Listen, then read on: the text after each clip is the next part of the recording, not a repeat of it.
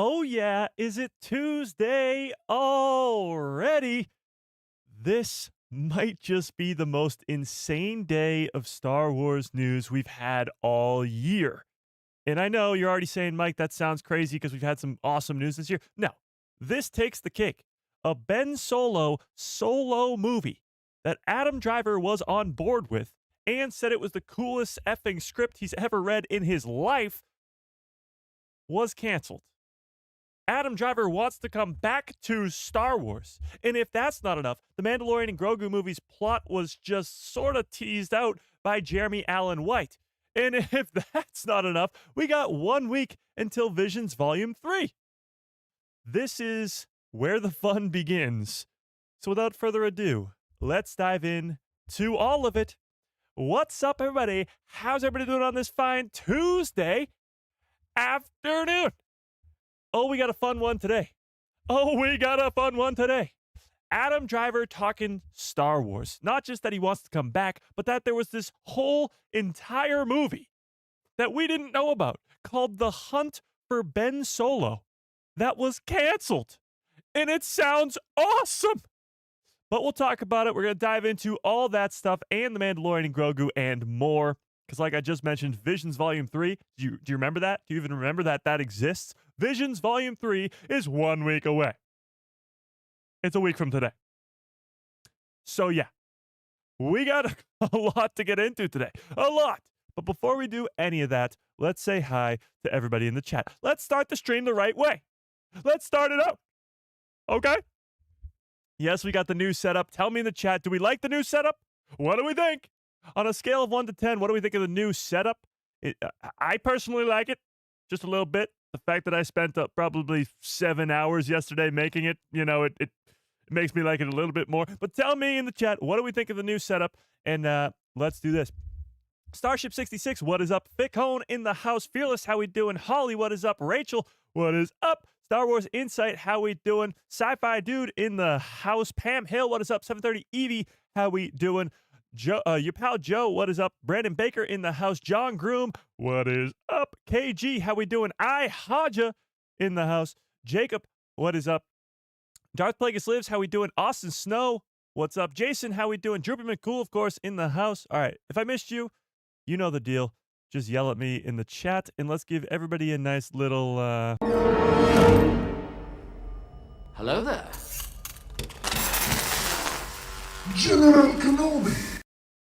Okay, so we got to start with this Ben Solo news. I know the Mandalorian and Grogu stuff is great, and we'll get to it eventually. Visions Volume 3, we got a new trailer for that. It's actually an entire 3-minute scene from Visions Volume 3, and we'll get to that too. But this Ben Solo stuff, this Kylo Ren returns, this Adam Driver wants to come back to Star Wars. It's got me ridiculously hyped up. This news dropped late last night, literally out of nowhere.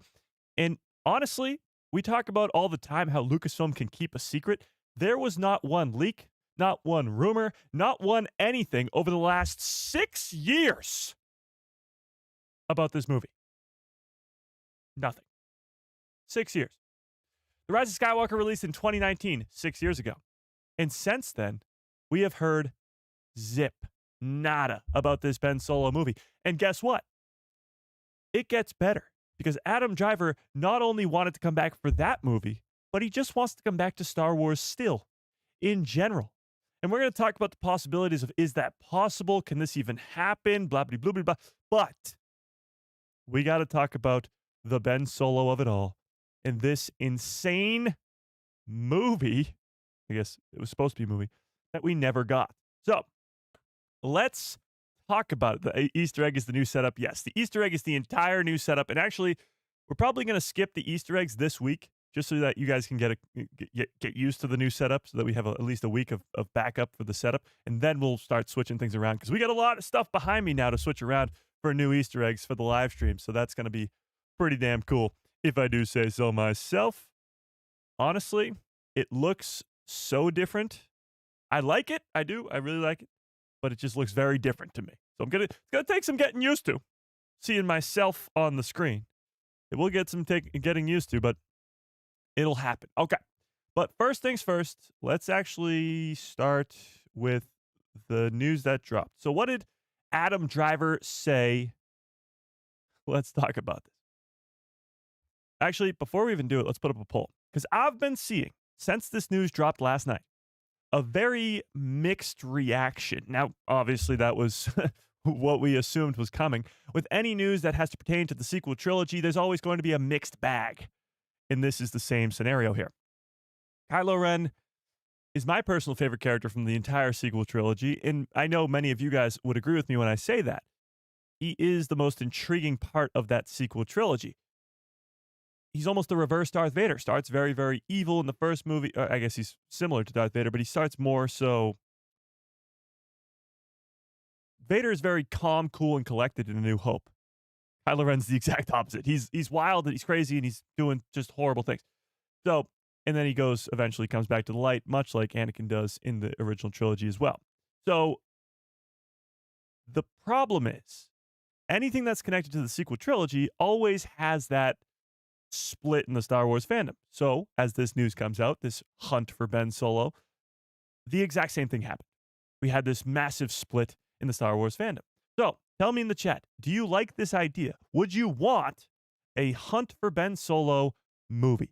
Let's start there. So, let's put up a poll. Do you want. Oh, wait, why is it not typing anything? Do you want the hunt for Ben Solo to be made?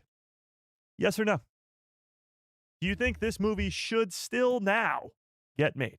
The Hunt for Ben Solo. And honestly, love the name Hunt for Ben Solo. It kind of gets a little bit bad because they're making a Hunt for Gollum movie for the Lord of the Rings. So that kind of complicates things. So I don't know if they would keep that title or not. I don't know.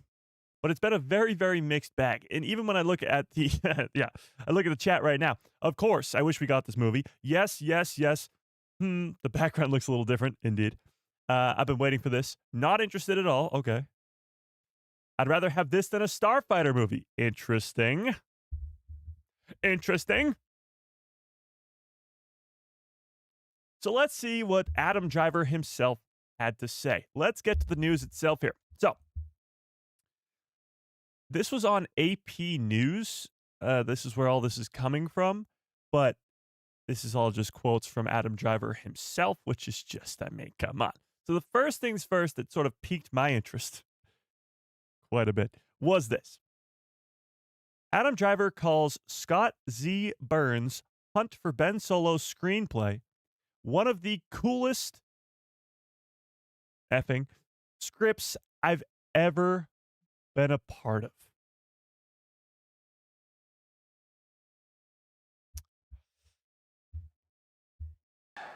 This is where the fun begins. Are you kidding me? Are you kidding me? Adam Driver, who's been this huge movie star since he, I guess, got his big break, let's call it, in Star Wars, has been doing everything from, I guess, just literally everything under the sun. He's done weird movies like the one with Scarlett Johansson. He did the one with Lady Gaga. I'm horrible with movie names. I don't know any of them. But he's done some weird movies, but some also pretty big movies since he's been in Star Wars. And of course, he did Star Wars. And this is one of the coolest effing scripts he's ever been a part of. Now let's get into the nitty gritty. What the hell is this story actually about? Oh, hang on. We got a super chat. Why did it not give me the screen? We got a super chat. Darth Plagueis lives with a very generous $10 holla. My goodness, that's extremely generous. I appreciate that quite a bit. Just love the new setup. Thank you. I was really, sat there late at night last night, staring at the ceiling. And I was like, what if the chat hates the setup? My 7+ hours of hard work today of just moving my entire setup around. If only you guys could see behind the camera, it's still a disaster. Like, just what you see in frame looks great. It's the setup.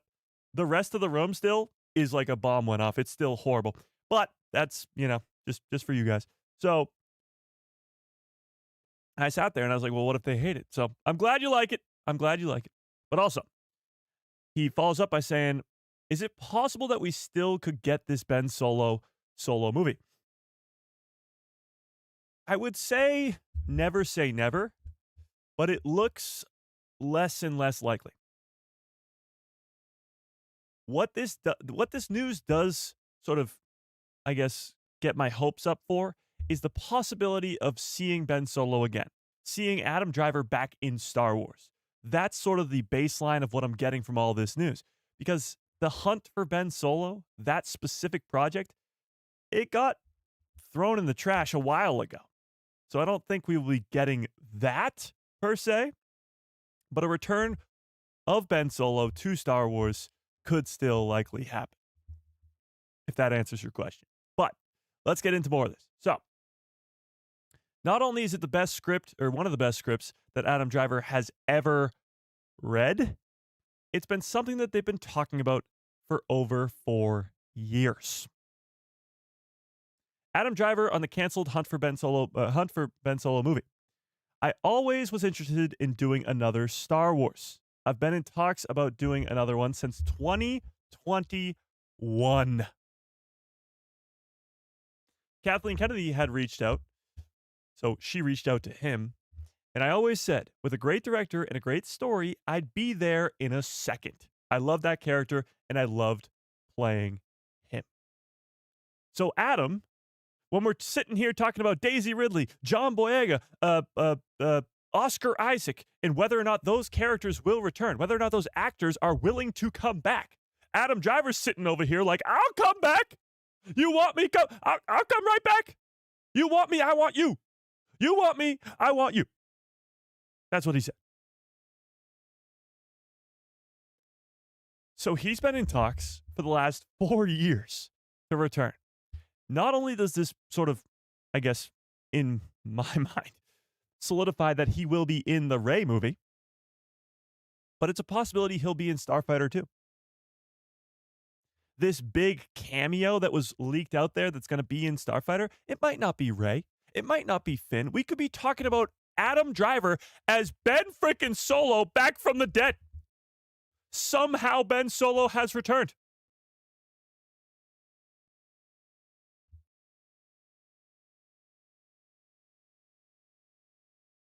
Yeah.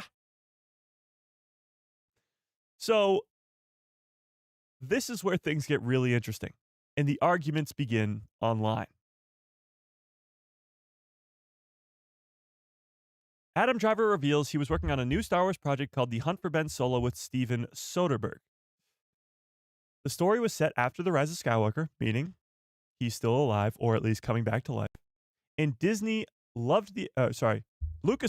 loved the idea, but Disney turned it down because they didn't see how Ben Solo was still alive. I wish I had the button right now to cue Palpatine going ironic, because it is. You're telling me that the last movie that Star Wars released 6 years ago was The Rise of Skywalker, when somehow Palpatine returned. In the Clone Wars, one of my favorite characters of all time, Darth Maul, returns after being sliced in half by Obi-Wan Kenobi, falling down a very similar thing that Palpatine falls down in Return of the Jedi.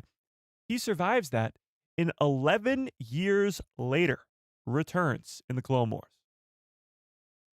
But Ben Solo dying at the end of Rise of Skywalker after he puts his Force essence into Rey to bring her back to life, having that character come back from the dead is too crazy. Nah, that's way too much. Somehow Palpatine returns? Yes. Somehow Darth Maul returns? Absolutely. Somehow Ben Solo returns? No! Never! What? I love me some Darth Maul, don't get me wrong. Palpatine, one of the greatest, most underrated villains in all of cinema. But of all those characters, those 3 specific characters, Ben Solo is the one who could come back the easiest. His explanation wouldn't be nearly as difficult. His body just disappears. And that sounds like it would be hard to come back from. Your body's gone. But Where does he go? This idea to me, the hunt for Ben Solo, the way I see it is this would allow us to explain what happens in the afterlife for Star Wars. What happens when you become a Force ghost, or what happens when you die. Like, this could be the perfect spot to explain it all.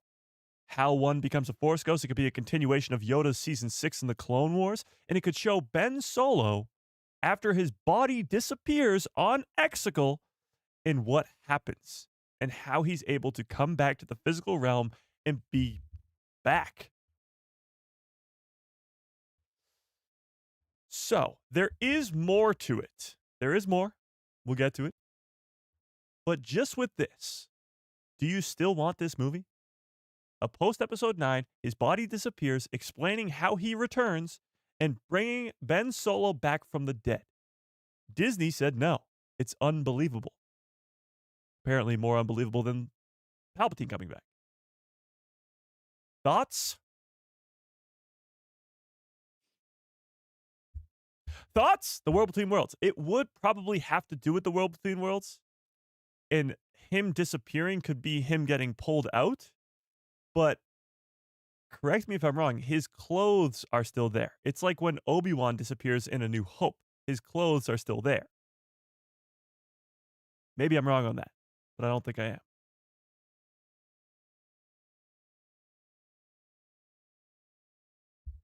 They haven't fleshed out the dyad so much. It could have something to do with that. Exactly. So not only do you have the World Between Worlds, which Dave Filoni set up so graciously for you in Star Wars Rebels, and then in live action in Ahsoka Season 1, and that would actually allow you to connect the post-sequel stuff to the pre-sequel stuff. But you also have the dyad in the Force. Something that was never seen before in Star Wars. And honestly, The Rise of Skywalker has its issues, especially like the Knights of Ren, which we talked about. They've been solved in the comics. The dagger, which I've talked about many, many times before, being solved in the Shadow of the Sith book. Somehow Palpatine returned. There's some issues that are being fixed as we speak. But one of the biggest and coolest things of the entire Rise of Skywalker movie is the dyad. The idea that not only were the Sith rule of two, in a way, trying to find this dyad, but the fact that these two beings can be so interconnected, Rey and Kylo, that is, that they can share experiences, that they can hand stuff off from the Force. Rey puts the lightsaber behind her head and then disappears, and Kylo Ren grabs it, or Ben Solo at the time, grabs it and uses it to slice and dice the Knights of Ren. The idea that something like that is in Star Wars and has been searched for thousands and thousands of years by the Sith and Jedi alike, that is so cool. And we didn't get nearly enough of it because, well, Ben Solo dies at the end of the movie. He's gone.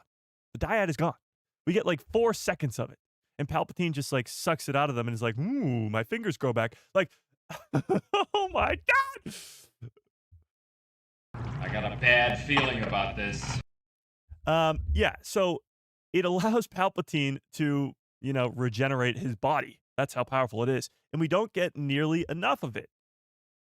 So, yeah, the World Between Worlds with a combination of the dyad of the Force bringing Ben Solo back to life is not that hard to do. If I'm being honest. It's really not. And how they do it, why they do it, and showing us what the afterlife of Star Wars looks like, maybe how it to become a Force ghost and what that entails after you've died, like that could be what this movie is. And we're missing it.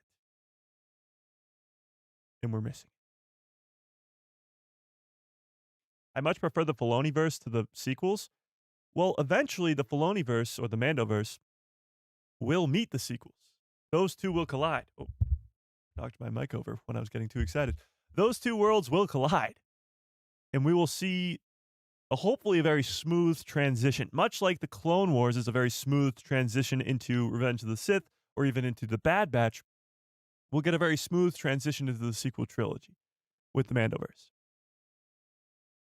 Wait, Mike, the guy who kills off everyone wants Ben to return? Ironic. Ben Solo is the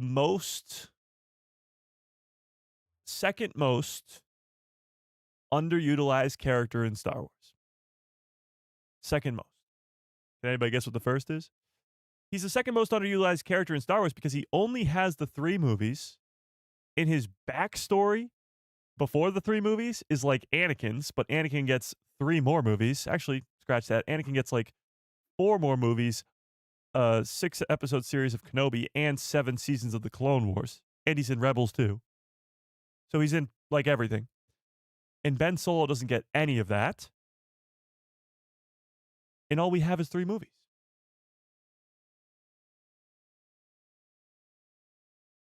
Max Rebo is the first most underutilized character? No, but I do love me some Max Rebo. Chewbacca? No, Chewbacca's definitely utilized. He's in 8 movies? No, 7 movies? Chewbacca's in a lot of stuff. He's in the originals, the sequels. He's in the Clone Wars for a little bit. He's in Revenge of the Sith. No. Wasn't Kylo in Resistance? Yeah, for like 4 seconds. He's in the final season, in the final episode, and that's it. Yeah.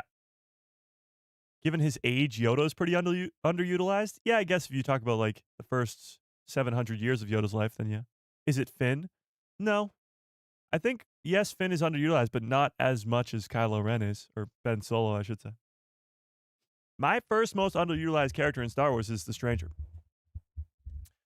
The Stranger from The Acolyte. I know, The Acolyte. Me. Yes, it's the Stranger. And it's probably not even close. Uh-oh. My microphone is set up to, or is connected to a new table today, and it's a plastic table, and it's just going right through it. So if my microphone just falls midstream, that's why. Okay, I'll just try not to touch it as much. Stay still. Okay. That's concerning me quite a bit. We'll just ignore it for now. It's the Stranger, and it's not even close. The Stranger's backstory, he was once a Jedi, but a really long time ago. He's probably 150 years old, for all we know. He might be training under Darth Plagueis. He might not, and then he'll have to fight Darth Plagueis. He takes out like 9 trained Jedi masters, trained Jedi, not all of them are masters, in the forest of Kofar. And he's got the Cortosis helmet. He's got the cool lightsaber that splits into 2. By far, the most underutilized character in Star Wars. But Ben Solo's number 2. Because of that backstory that we need. And what could be if he comes back to life. Yeah. Captain Phasma. Not nearly as intriguing as Ben Solo or the Stranger. Yeah. But there is more. Okay. So not only did Disney not want to make it because they couldn't see how Ben Solo was alive, which ironic, but Adam Driver went on to say this about the movie. He reveals that the canceled Hunt for Ben Solo movie was inspired by The Empire Strikes Back. It almost sounds like whenever you want to hype up a project or a Star Wars movie or whatever that you're working on, you talk about The Empire Strikes Back. Because let's be honest, The Empire Strikes Back, one of the greatest films of all time. Definitely one of the greatest Star Wars movies of all time. It's my number 2 behind Revenge of the Sith. But it is a perfect movie. For all intents and purposes, a perfect movie. And here's what he had to say. We wanted to be judicial with how to spend money and be economical with it.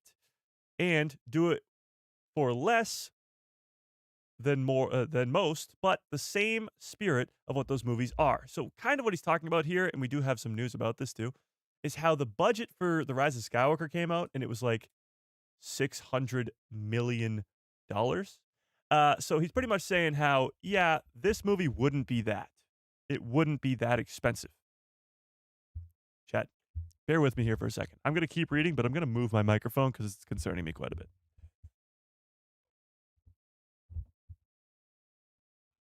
I think that's making it tighter. I'm trying to make it looser. Lefty loosey, righty tighty, chat. Okay, so he goes on to say that those movies are, which is handmade and character driven. Empire Strikes Back being, in my opinion, the standard of what those movies were. So the same way that The Empire Strikes Back. I'm just going to hook it up to this for now. Hang on, Chad. I'm just holding a microphone now. Okay. So, the same way that The Empire Strikes Back is a very character driven story with Luke training with Yoda on Dagobah, and then you have all the stuff with uh, Bespin and all that other stuff. This is not where the fun begins, Chad. Actually, let's just do this. We're switching it up, Chet. Hang on. So, obviously, you would always want to bring up one of the greatest Star Wars movies of all time when you're trying to hype people up for your Star Wars movie. But having it be a sort of smaller movie than the sequel trilogy movies kind of makes sense. If you think about it, if this is really about just getting Ben Solo back to life, that's the whole mission of the movie, explaining where he goes in the afterlife, explaining what's happening there. Am I going left? Oh, I'm going the wrong way. Lefty loosey, righty tighty, Chet. Okay. Then it probably wouldn't cost as much money, if we're being honest. So, yes, it would cost less money. The script is the coolest that Adam Driver has ever read. One of the coolest that Adam Driver has ever read. And it would bring Ben Solo, a fan favorite character, back to life. So, there actually is a little bit more than this. But with that much being said, do we want this movie? Hot take. The one thing that Disney did with the IP, always, the smart thing, the one smart thing that Disney did with the IP, always hated the idea of bringing back Ben, especially after the sequels. Now, if you tell me that he has a sibling or a cousin, maybe Luke's kid, now you're talking. Okay, interesting. I remember when the sequels ended, there was a lot of conversation about could Ben Solo have survived that? I remember exactly that conversation happening in 2019, right after the movie released. But at the time, well,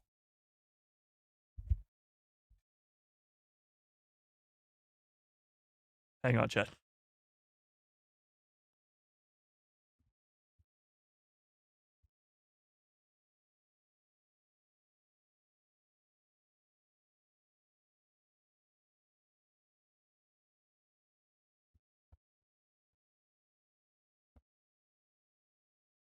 Got it. Okay. At the time, fixed it. Okay. At the time, Star Wars had moved over to Disney Plus. There was no more Star Wars movies being made. So, fast forward to 2025, where we've spent the last 6 years on Disney Plus creating the Mandoverse, but even projects outside the Mandoverse, like The Acolyte, like Kenobi, like Andor. We haven't gotten a Star Wars movie.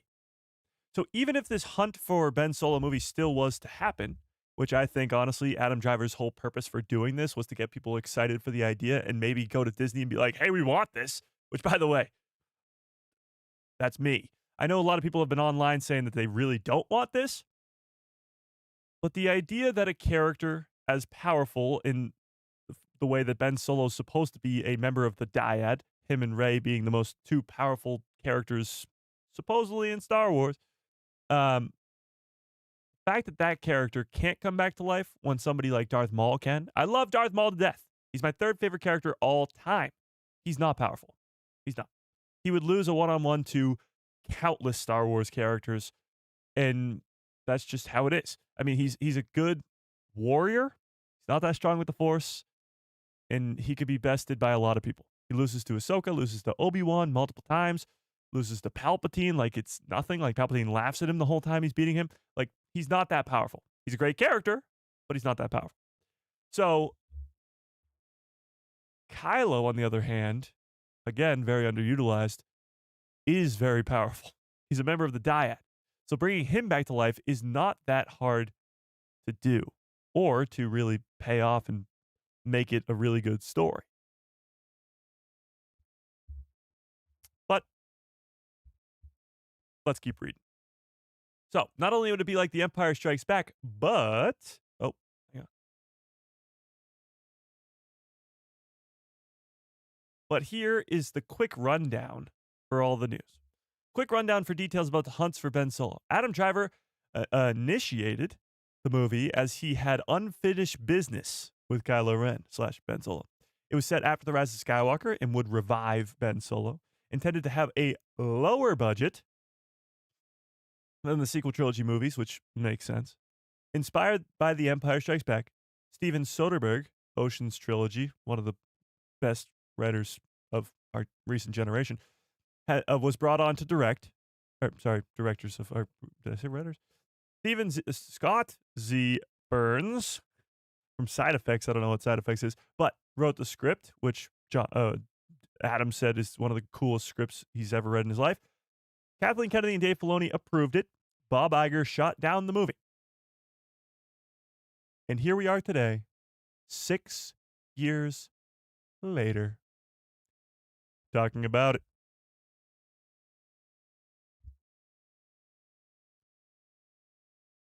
It is still so strange to me that the idea of this hasn't been leaked out or anything like that over the last 6 years. Like, this has been a well-kept secret by Soderbergh, by Burns, by Driver, by Kathleen Kennedy, by everybody involved. Like, this hasn't been out there.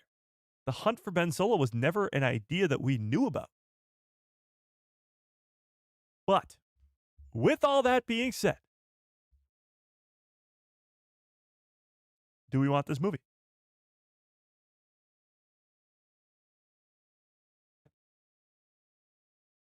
Do we want this movie? Here's the idea. Right now, the focus for Star Wars moving forward is the Mandoverse and the post-sequels. You have The Mandalorian Grogu, Ahsoka Season 2, hopefully a Mando trilogy over here. And then you got Starfighter, the Rey movie, Simon Kinberg trilogy, and hopefully a bunch of other projects as well over there.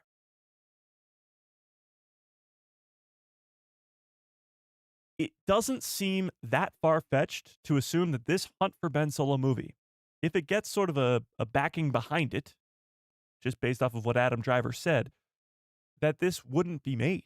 They're focusing on that post-sequel world.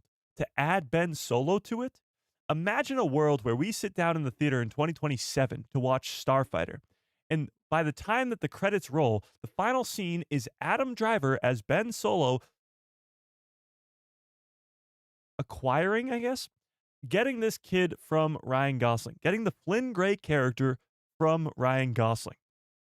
Not Rey, not Finn, Ben Solo. It would blow our freaking minds. We would be sitting there in the theater going, he's dead. He is literally dead. How is this possible? What is going on? It would be like the coolest cliffhanger. It would be like the Luke at the end of The Force Awakens on Arc 2 times a million. Because Luke, we knew, was alive. It would beg so many questions, and they could, at the end of the credits, go, and Ben Solo will return in the hunt for Ben Solo. Imagine? Imagine that.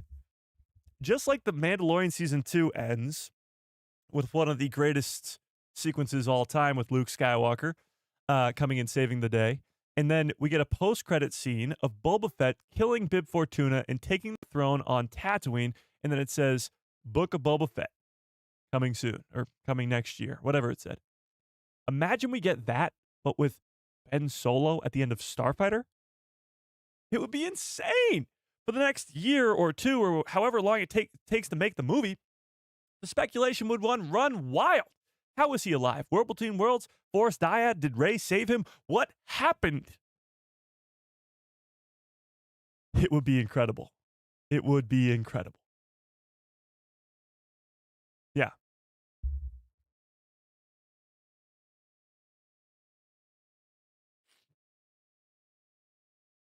It would be really funny to watch the reactions of the haters if this happened. I mean, yes, but not really the point. Yes. Seeing some dyad powers and the World Between Worlds together would be brilliant to see. It would. It would. And it's something that they've been setting up for the last, 10 years with Rebels and Ahsoka. Like Dave Filoni, if we believe him to be this Kevin Feige for Star Wars, which he kind of is at this point, he's connecting all these different projects. I just heard recently that he's so involved with the Rey movie writing it that they're shocked he's not uh actually credited as a writer. Now maybe he will be when the movie comes out, we don't know. But as of right now, he's not, and he's doing so much work on that movie. So he is dipping his toes in all across the timeline for Star Wars, helping out with all these different projects because he is the CCO and in charge of all creative things for Star Wars projects. But the fact that he's helping writing the Rey movie, the fact that he's involved in other stuff across the board makes me believe that there's a way bigger plan going on here. And if the World Between Worlds is introduced in the Ahsoka series as something that Ahsoka can survive the fight between her and Balin as she falls off the cliff and Anakin can save her, then what stops Ben Solo from surviving Exegol? What if, hear me out, Ahsoka actually was there? Now, obviously, the Ahsoka series is there to do a bunch of other things, introduce a brand new galaxy, give us a great arc with one of our favorite characters, introduce new characters, maybe do some Mortis God stuff. But what if one of the purposes for the Ahsoka Season 1 in the World Between Worlds sequence was to explain Exegol, was to explain Ben Solo's possible return in the future? So now when he comes back, normie fans who didn't watch Rebels and didn't see the World Between Worlds will be like, what? But now that we have Ahsoka, it'll be a little bit more easy to rip the Band-Aid off, to explain how Ben Solo could have survived. Because you saw it already in Ahsoka Season 1. Exactly, there's a connection now between Anakin and Ben, too. Oh my god, I didn't even think of that. What if Anakin's the one who saves him? What if Anakin pulls him out through the World Between Worlds? In The Force Awakens, he is literally worshiping this Vader helmet as a shrine, saying, Grandfather, I'm going to finish what you started. And imagine the incredible arc it would be by the third movie, Anakin, redeemed Anakin, of course, pulls him out through the World Between Worlds, and after he's already redeemed himself in the real world, and he's like, you did it. You did it. And he's like, I did it, Grandfather. I fulfilled your destiny. I did it. Imagine. It would honestly make the Rise of Skywalker title even crazier. It would, if that was the case. Oh, it would be so crazy. It would be so crazy. I bet Anakin saved him with one last lesson in the World Between Worlds. And that's how Ben Solo could return. Or better yet, Luke does it since he was his master. If Luke did it, oh, it would be like poetry. It would be like poetry. So Anakin saves Ahsoka through the World Between Worlds, gives her one last lesson because they were master and apprentice. What if Luke saves Ben through the World Between Worlds, gives him one last lesson, and then brings him back?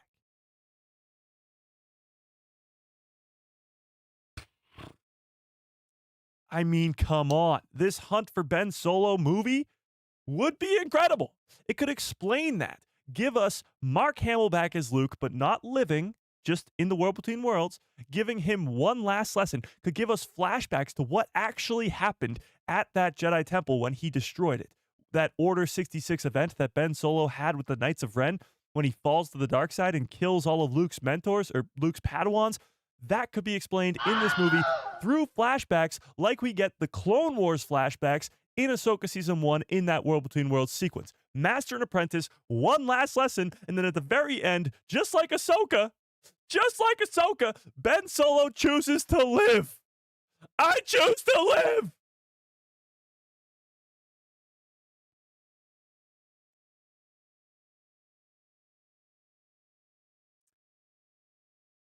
This is why I keep you guys around. This is why I keep the chat around, you know?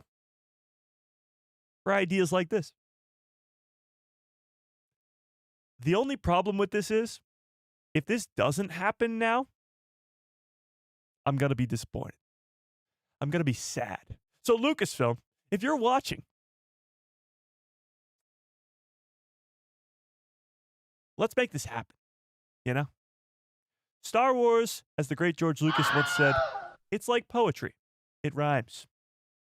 So let's, Anakin and Ahsoka World Between Worlds sequence. Let's get a Luke and Ben Solo World Between Worlds sequence. and bring Ben Solo back from the dead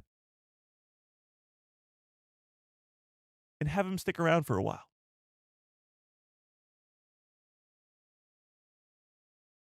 All right, we got some super chats here. Let me get to these first. Another Mike who loves Star Wars is a very generous $5 holla. My God, I appreciate that quite a bit. Says, new bookshelf and setup looks awesome. Thank you. But we lost the epic live neon sign from Timu. It's not from Timu, but yes. For my $5 holla, can you tell me which pop Ahsokas you have? Yes, actually, I can. I got Ahsoka from the Clone Wars right there, right next to Grand Admiral Thrawn. I got Ahsoka from the Ahsoka series. Right down there. Right next to concept art Vader. And I think that's it. I might have one more, but I don't know where she is. So yeah, just those two. But I appreciate the super chat. Super chats, memberships keep the lights on over here. And yeah, the live side is actually right off screen over there.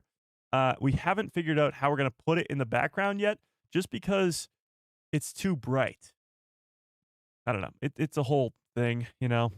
Lost my mind about it yesterday, but we found it best that the live sign just isn't in the background anymore. So I hope you'll live, okay? We're live right now. I think you know that. I don't think you need a bright neon sign that tells you that. I think you're smart enough to figure it out. Yeah. I Hodge with a very generous $5 holla. I appreciate that. So seeing dyad powers in the world between worlds would be epic. Ben having chats with Anakin, Luke, Leia, Obi-Wan, Ahsoka would be amazing too.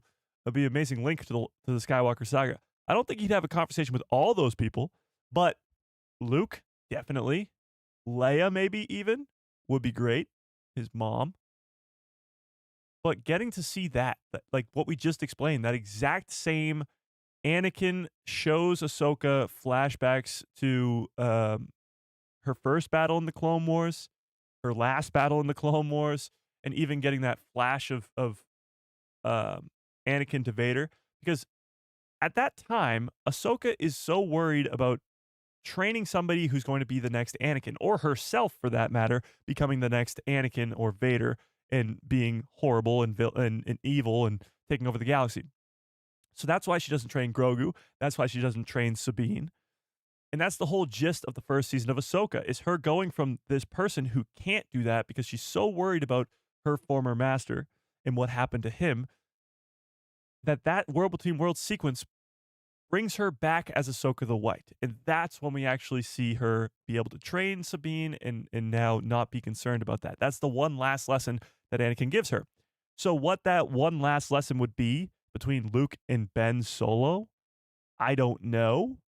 But the fact that we get the flashbacks to the Clone Wars with with Ahsoka and Anakin's, the flashbacks to Luke's Jedi Temple and what went wrong and explaining all that would be so damn cool. Like, imagine Luke being like, and here we go again, Mara Jade. Imagine Luke being like, it wasn't your fault, Ben. It wasn't your fault. Mara died. I was going through it. Palpatine was returning. He was in your head. You had Snoke going here. You had Palpatine in one ear. You had the Knights of Ren. You had all this stuff happening. It wasn't your fault. I lost my wife. I lost my child. I lost all this. It wasn't your fault. And Ben learning all this stuff, maybe he didn't know it. I don't know. He was young. Who knows? And all this stuff happening where he's getting this one last lesson from Luke, realizing that it wasn't his fault, all that, whatever, coming back to the light as he already did in The Rise of Skywalker, and then coming back to life physically, who knows where. I mean, Ahsoka does appear right where she left off when she comes back from the World Between Worlds, both times, actually. So maybe he reappears on Exegol, but Rey's already gone. And maybe he can't get off Exegol because it's in the middle of a nebula, or he doesn't have a way off, I guess. I don't know. Interesting. Well, didn't we see her leave the TIE fighter behind? It would be so great if we got End of Starfighter, Kylo Ren shows up, or Ben Solo, sorry. Ben Solo shows up and takes the kid. Like, I'll take him to the Jedi Temple. Something, whatever. Just something very simple. People go, holy crap, how's he still alive? And then we get a Ben Solo movie that explains it, explains how he survived, and goes through all that greatness with the World Between Worlds or the Dyad, and how Rey maybe saves him. I don't know. Either way, we need this. I need this. But right now, 64% of you guys, 64% of you guys say yes, you do want this Hunt for Ben Solo movie. I agree with you, but that's still a pretty big percentage that say no. That's still 36% of you guys that say no. Interesting. Or Rey could use the Force Dyad to bring him back. Yeah, but I don't really know how that would work. The mystery behind the Dyad is pretty big, and we don't really understand it that much yet. Yeah. Dawn of the Dyad? That's a pretty good title. Yeah. Ben Kenobi sucked. They need to bring back Mace Windu? What? Yeah, people have survived. People should not survive lightsaber injuries.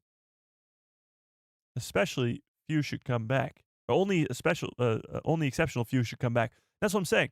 I'm not saying that everybody in Star Wars should be able to come back, but a character like Ben Solo, somebody of that power and importance to the Skywalker legacy, he should have the ability to come back.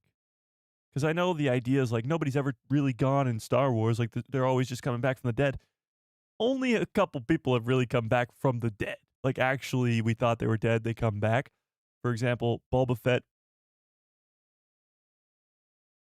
The obvious one, Palpatine, Maul. Anybody else? Other ones are mostly like you think they might die and they don't. Like, for example, getting stabbed in the stomach. You think that, or stabbed in the side, I guess. You think that Cal Kestis should die, but he doesn't. Or Sabine should die, but she doesn't. Stuff like that. Yeah. Ahsoka, I guess. She doesn't really die, but she's dying. Yeah. Asajj, yes, Asajj does die and comes back. That's a big one. But here's the thing.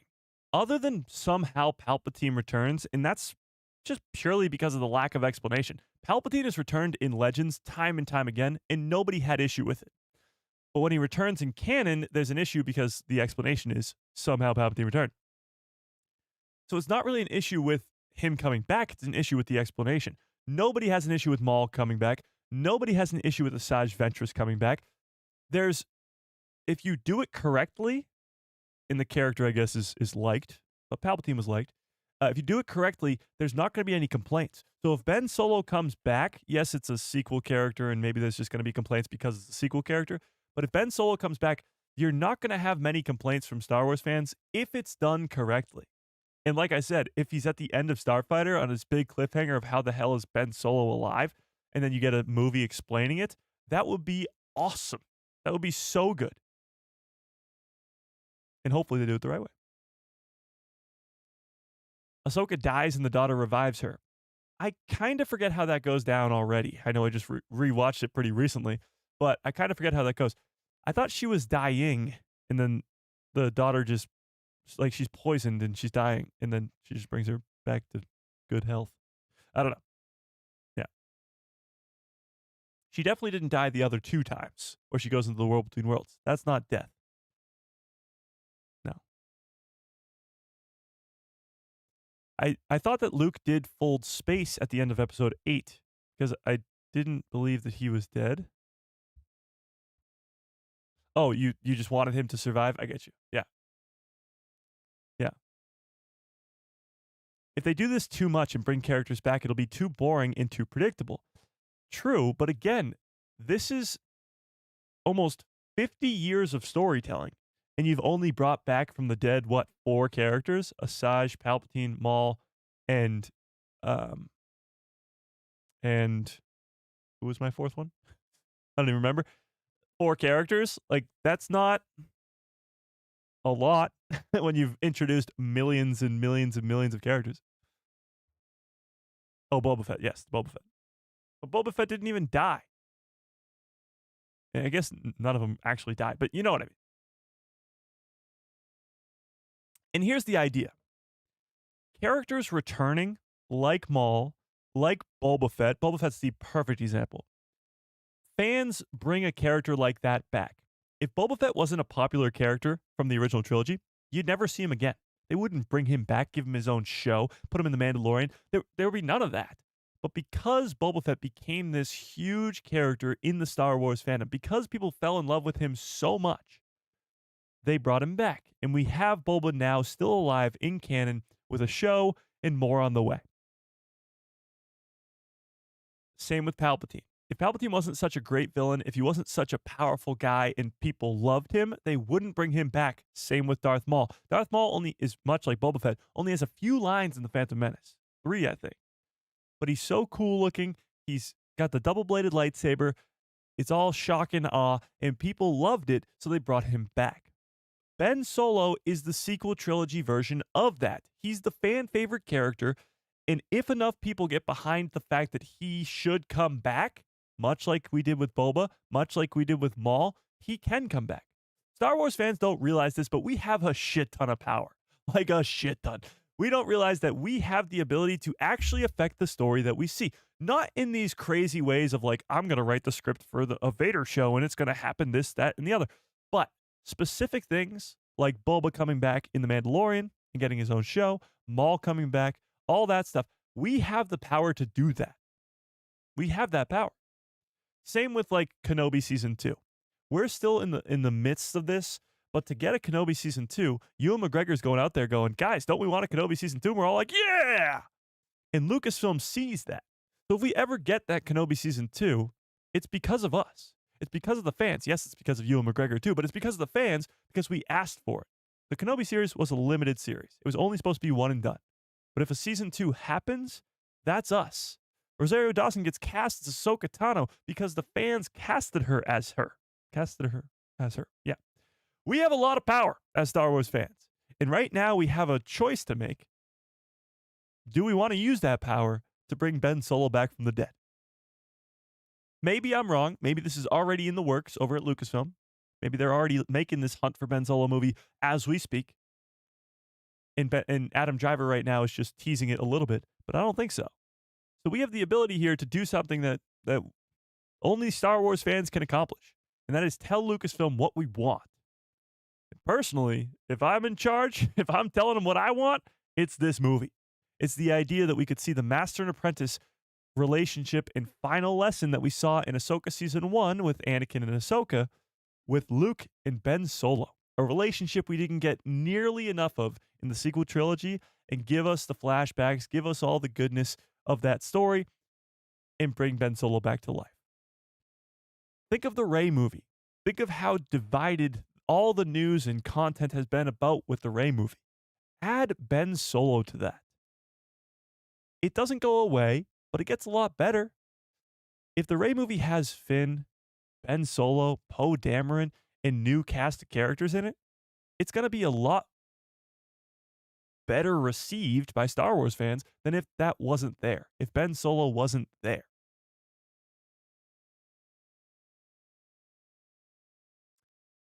So what do we think?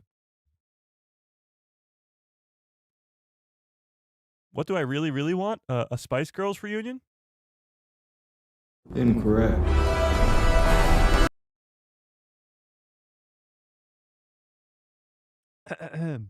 Yeah. The hype that Filoni has created around Ahsoka is awesome. Perfect point, actually. Think about all we've talked about with Ahsoka Season 2. Think about the hype for that second season. It's still a year away. Or even Starfighter. We got the cast for Starfighter, and we got a little bit of what it could be about. Amy Adams is playing a Jedi and her Force-sensitive son, possibly Mara Jade and Luke Skywalker's son. And Ryan Gosling, Matt Smith is a villain. Mia Goth is a villain. Mysterious villains, we don't know who they are yet. But think about the hype for those two projects. They're still a year and a half away, but Lucasfilm has been able to create this hype like no other.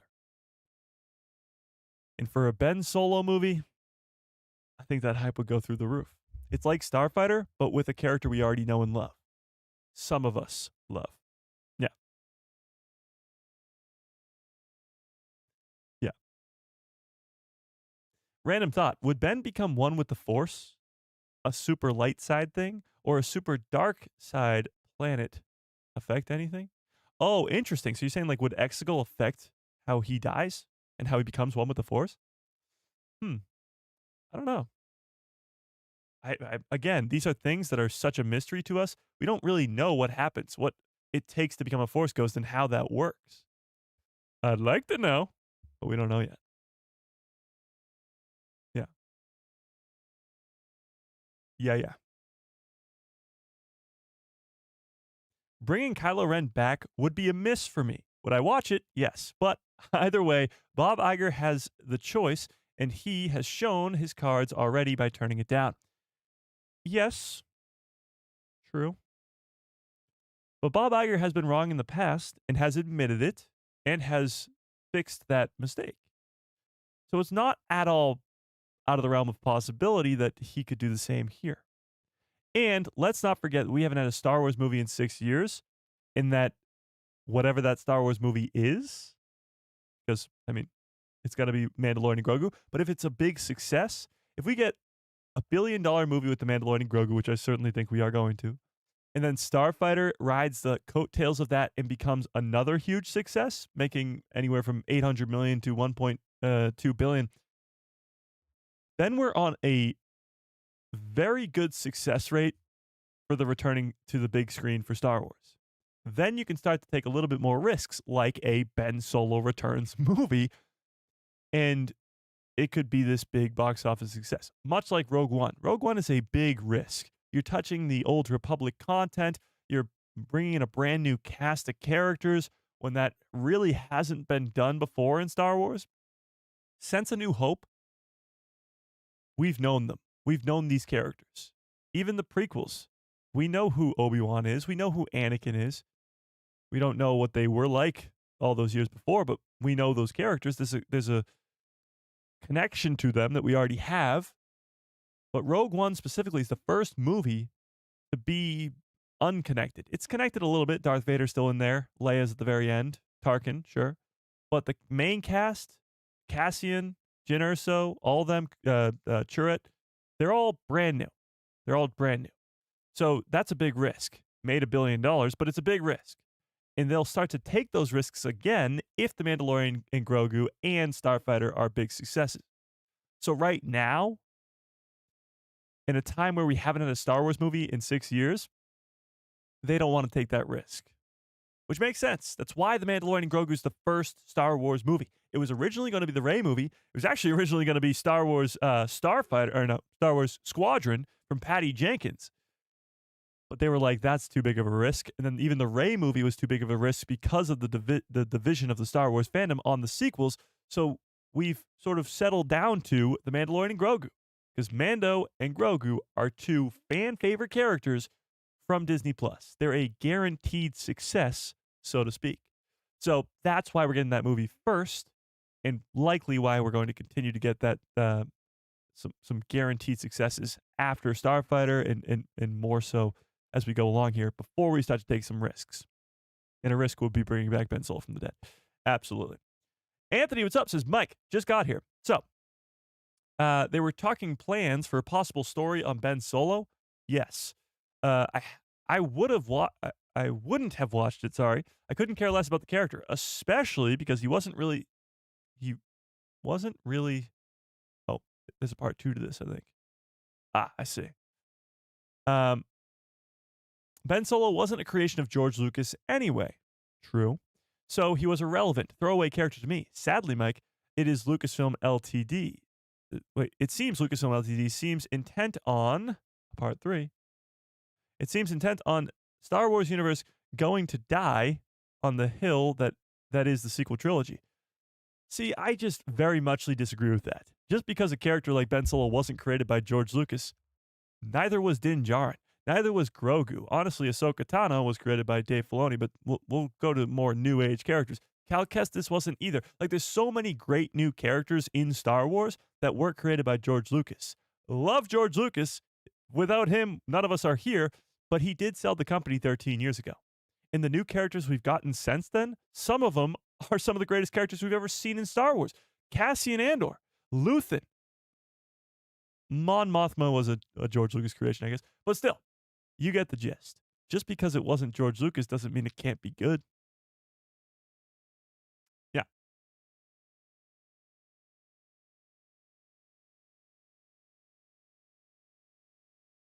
Can I get some good cups full of orders in the chat, please?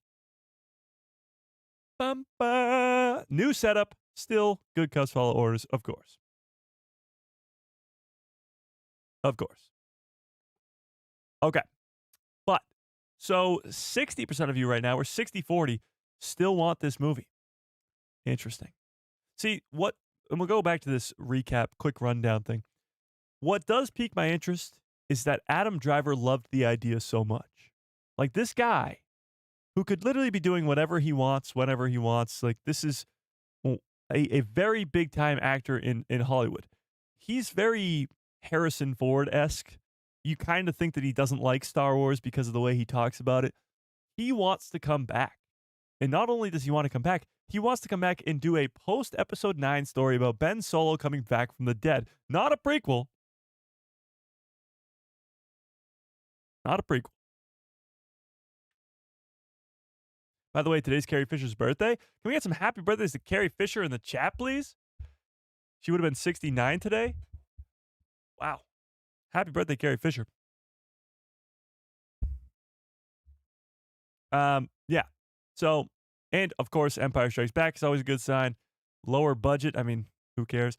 The sequel trilogy had $600 million budget. You know, having Steven Soderbergh attached as the director, like, great choice. I don't know the Scott Burns guy, but, you know, sure. If it's the coolest effing script that Adam Driver's ever read, count me in. Kathleen Kennedy and Dave Filoni approved it. Sounds great. But the only reason it gets shut down is because they can't imagine how Ben Solo could have survived.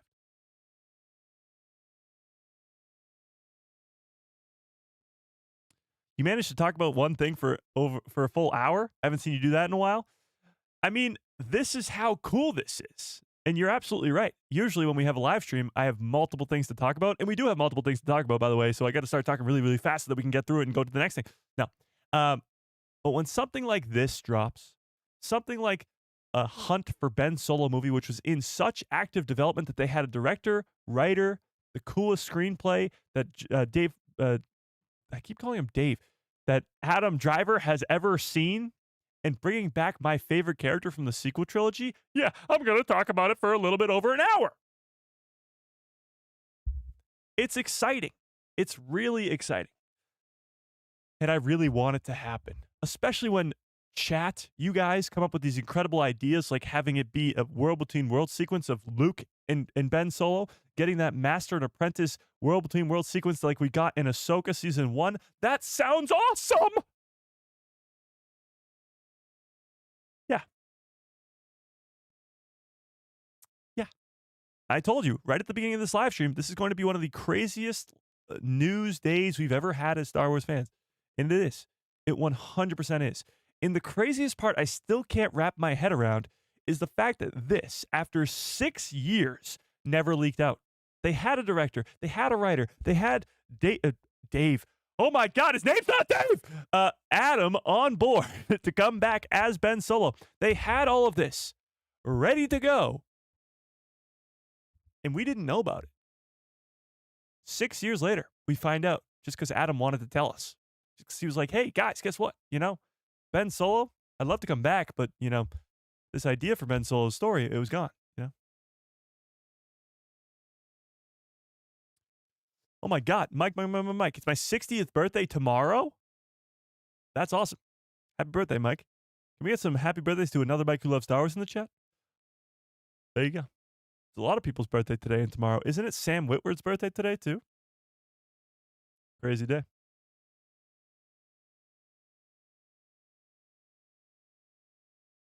I guess I'd like to see more of Ben Solo and less of Kylo Ren. I wasn't a big fan of Kylo's character, but I think that Ben would have had had that Solo dry wit. Yeah, I mean, the coolest part about Ben Solo when he comes back to comes back to life, when he comes back to the light side at the end of Rise, is he's so much like his dad. He gets to Exegol, he does that slide scene where when Han slides on Endor in Return of the Jedi, he slides over, and then he does the no look shot like Han does in The Force Awakens, and then he does the shrug that Han does in on Endor too. He's so Han Solo when he comes back to the light. Obviously, he's not when he's evil because Han's not evil. But yeah, I agree. I'd love to see more of just Ben Solo being Ben Solo. You know?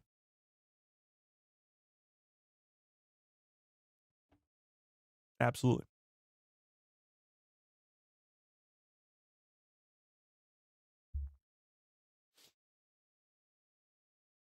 So, with that, I guess we got to move on now. I've talked about it for too long. We do have some pretty crazy other news to get to, so let's first just end this off on an article, okay? So we do have an article talking about all this news, and we'll get to it first, okay? So let's read this first, and then we'll go from there. All right. Adam Driver pitched Kylo Ren Star Wars standalone movie with Steven Soderbergh, but Disney rejected script. One of the coolest projects I've ever been a part of. Coolest effing projects I've ever been a part of. Adam Driver and Steven Soderbergh almost brought their own twist to the galaxy far, far away. In a recent sit down with AP, Driver said that over the span of 2 years, he and Soderbergh developed a script called The Hunt for Ben Solo.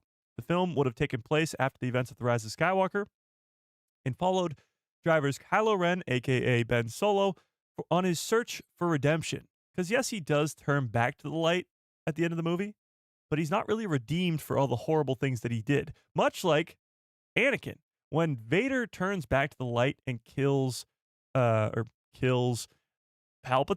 at the end of Return of the Jedi, he's not redeemed for all the horrible things that he did. He still killed thousands and thousands and thousands of people, much like Kylo Ren kind of did too. A little bit. But still, he has to be redeemed for those actions. And that's sort of what this movie would entail. Soderbergh roughed out the story with Logan Lucky screenwriter Rebecca Blunt and Scott Z. Burns, who joined later to pen the script. I don't know what Logan Lucky is, but sure. I always was interested in doing another Star Wars, he said. I've been talking about doing another one since 2021 with Kathleen Kennedy reached out. I always said with a great director and a great story, I'd be there in a second. I love that character and loved playing him, which we read already. He described the film as a handmade and character-driven, comparing it to The Empire Strikes Back, and the White Noise star, Adam Driver, said that the film is like the standard of what Star Wars movies should be. Come on. You don't want this? Continuing. Soderbergh and Driver pitched The Hunt for Ben Solo to Kathleen Kennedy, Dave Filoni, and Carrie Beck at Lucasfilm, who loved the idea. However, they took the script over to Disney, and they were shut down. We presented the script to Lucasfilm. They loved the idea. They totally understood our angle and why we were doing it. But we took it to Bob Iger and Alan Bergman, and they said no. They didn't see how Ben Solo was alive, and that was that. So it really was just Adam Driver's idea. Like him and Soderbergh sat down, wrote this script, or wrote this idea, this screenplay, this pitch, and Kathleen Kennedy, Dave Filoni, Carrie Beck, they loved it. Loved the idea. So much they took it right to Disney and they said no.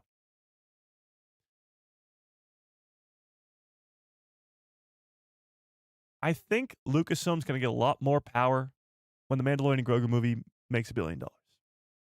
Once that movie's a success, you're going to see them get to do a lot more things. Because right now they've been pretty much restricted to Disney Plus. And you're going to see that shift happen back to the movies. You're still going to get Disney Plus projects, but you're going to get to see them do more as they have more success. Think about Marvel. Think about the reins that there's just the extended leash that Disney has given Marvel. they made so much money over the 2010s. They had so much success in the movie theaters, in the box office, that they could make stuff like She-Hulk, stuff like Secret Invasion, stuff that was just absolute trash. No offense to She-Hulk fans and Secret Invasion fans, but that never should have or never would have been made if it was a Star Wars Lucasfilm company or Lucasfilm idea, because Marvel got that extended leash. Now the leash has been tightened up on Marvel and on Star Wars, and now they're looking for these guaranteed successes. This to them, a return of Ben Solo, a return of Adam Driver to Star Wars, is not that guaranteed success. But let's continue. Lucasfilm declined to comment. Classic, because maybe they're still working on it. They're keeping secrets, possibly. Soderbergh told AP of the experience. As he says, this is the director, Steven Soderbergh, I really enjoyed making that film in my head. I'm just sorry that fans won't ever get to see it. Adam Driver agrees, calling the project one of the coolest effing scripts that he's ever been a part of. He debuted as Kylo Ren in 2015, Force Awakens, blah, blah, blah. We know. So there you have it. This is the entire interview, actually. Let's see. Yeah, that's just the... Okay, never mind. Yeah. That's just the entire extended interview. We got the points. We got the gist. They're pulling those reins back. Oh, absolutely. Yeah. Disney has tightened up. After a lot of box office flops from their animation stuff, from Pixar, from Marvel, not from Star Wars because they haven't made a movie, but they've really tightened up the leash over there at Disney because they want to make money. That's the idea. Company wants to make money. Whoa, shocker. But we need Star Wars to be a success. We need The Mandalorian and Grogu to be successful so that we can get cool projects like The Hunt for Ben Solo. Yeah, the Doom leaks look crazy, by the way. Are there new Doom leaks? Are there new Doom leaks? Dr. Doom? Hang on, Chad. Okay, we're going to move on here. The Dr. Doom. No, I'm kidding. We're going to move on here to The Mandalorian and Grogu. So, yes, The Mandalorian and Grogu is great. You know, it's fantastic. The plot just got a lot more interesting. Jeremy Allen White, the voice of Rotta the Hutt, Stinky, if you will, has revealed some pretty important stuff about this movie. Now, I did make a video on this on Sunday, so if you watched that video, shout out to you. We're going to be talking about a lot more on today's live stream because this is insane. This is truly... This is where the fun begins.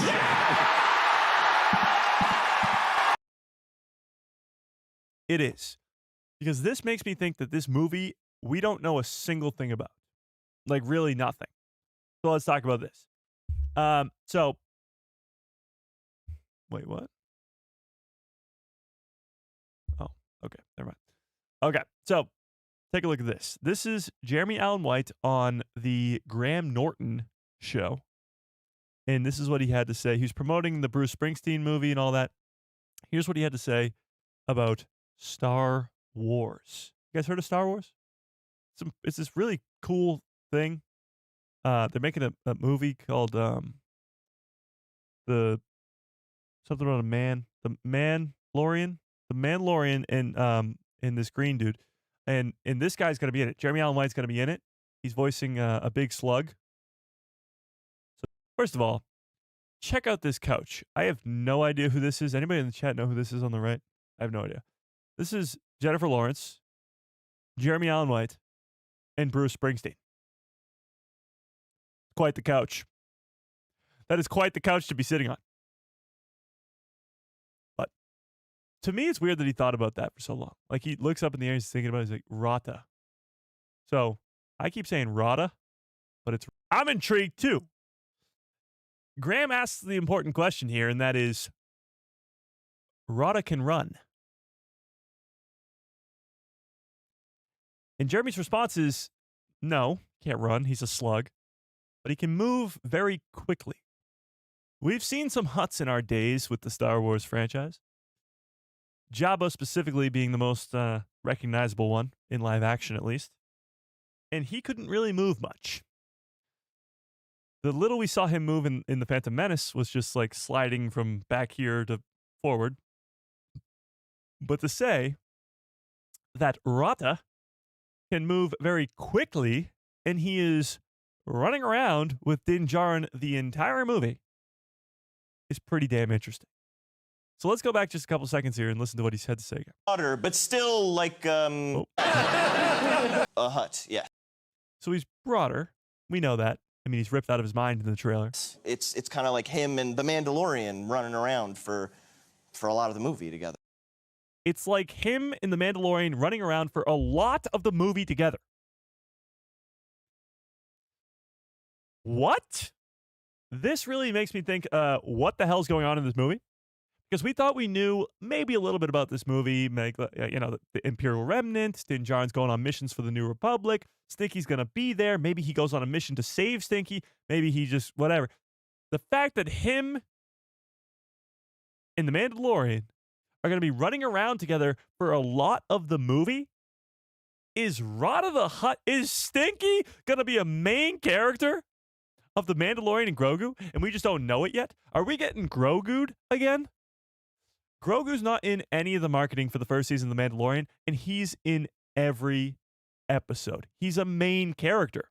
He's arguably the main character of the entire series. I guess Din Djarin is, but you know what I mean. Could we be getting Grogu'd for this Mandalorian and Grogu movie? And Rotta is going to be a main character of this film? Him and Din Djarin are running around for a lot of the film together. What is this movie? It's like throw everything you thought you knew about the Mandalorian and Grogu movie out the window because Jeremy Allen White is like, hey, guess what, guys? They're running around for a lot of the movie together. A slug and Din Djarin and a little green baby doing their thing in the galaxy. What if Rotta has a little Stinky of his own that they have to track down? That would be horrible. I mean, I like where your head's at, but no, I certainly hope not. That would literally just be the exact same plot as the Clone Wars movie, which we really don't need. Yeah.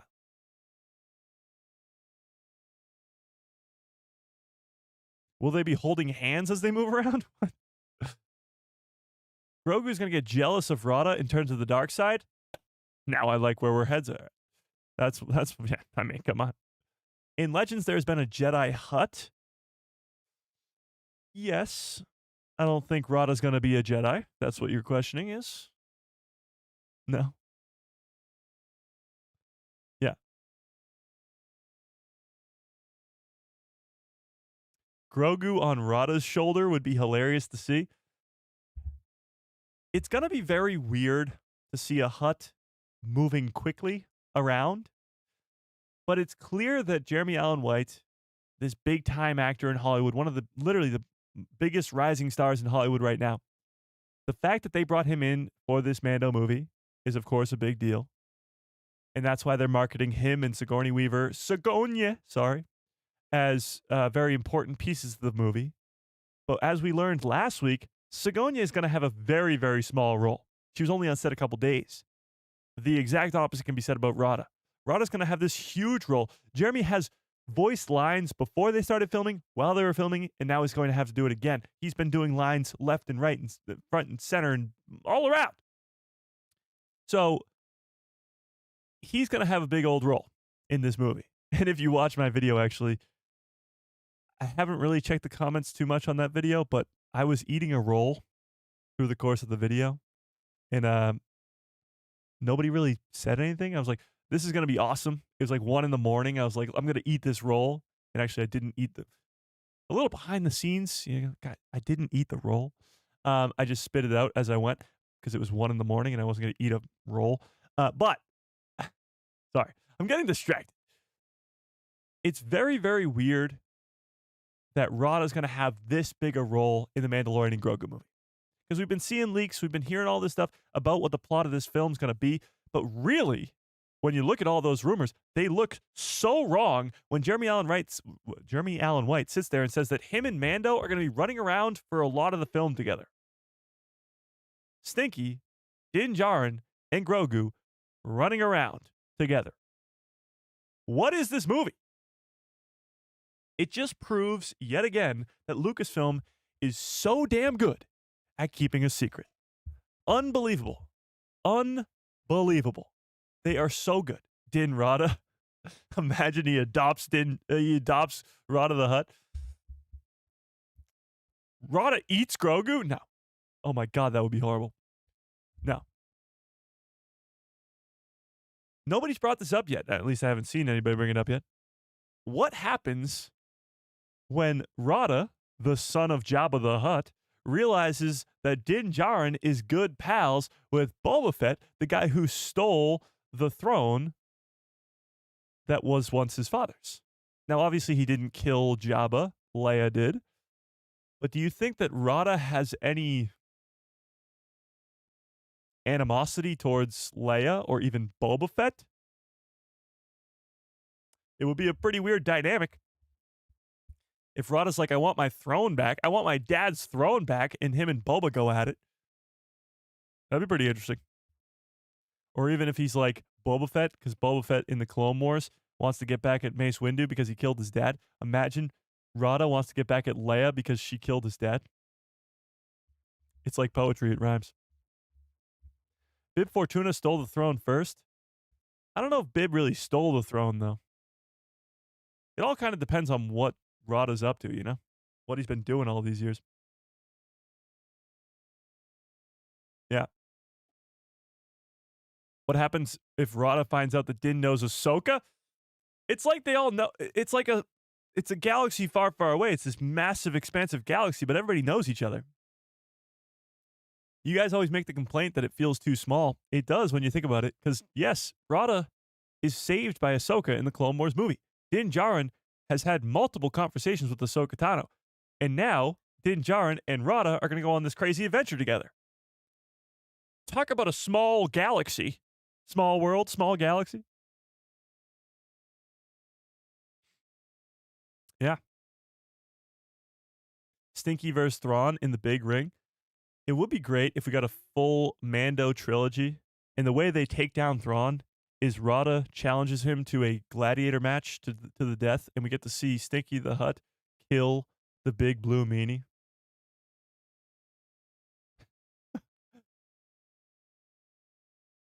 But in all seriousness, going back to what Jeremy said, what do we think this movie's even going to be about? If Stinky is going to play this enormous role with Din running around for a lot, he says a lot of the movie together, they're running around. A lot. What are they doing? What are they looking for? What is the purpose? And if he's really this main character, why is he only in the trailer for 1 second? It makes me think that the opening scene is going to be that gladiator ring. It's going to be Din Djarin probably fighting in that ring, or Stinky fighting in it first, and then Din Djarin fights in it after to get close to Rada or something like, I don't know, something along those lines. And then for the rest of the movie, from there on out, the two of them will be working together in some sort of way. I don't know. I think Ahsoka will be in the movie? No, definitely not. Ahsoka's in a different galaxy right now. She will definitely, if I can say one thing for 100% certainty, Ahsoka will not be in the Mandalorian and Grogu movie. Yeah, no.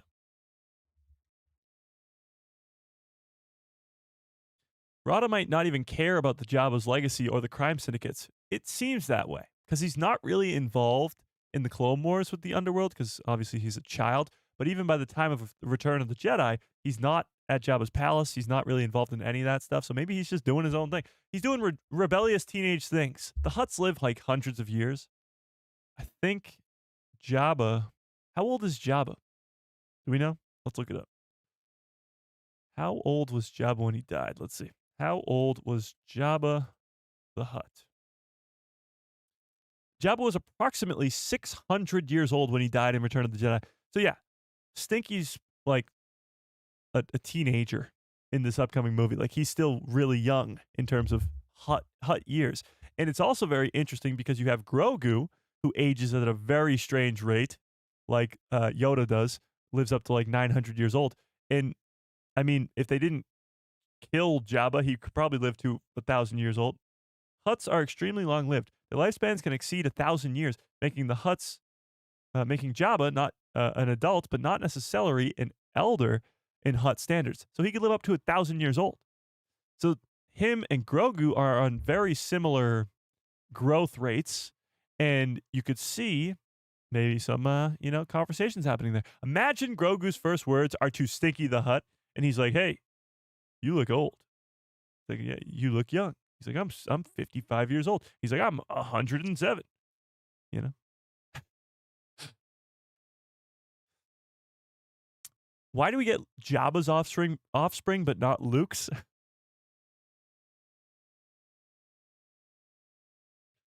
I don't know. I don't know. What do you want me to say to that? Maybe we will be getting Luke's offspring. Yeah.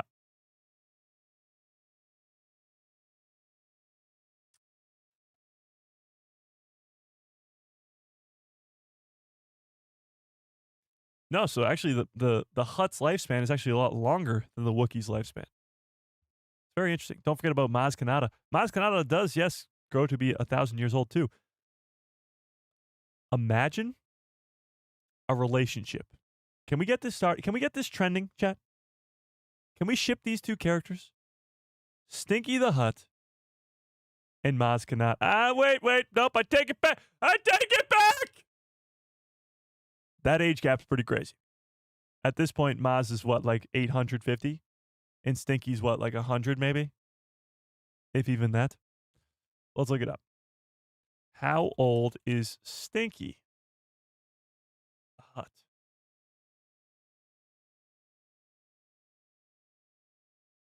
Oh, he's 55 in the Clone Wars. So yeah, he's like 100 or something like that. He's in his 80s. He's really old. Okay. I still take it back. Yeah. That would be a relationship for the ages.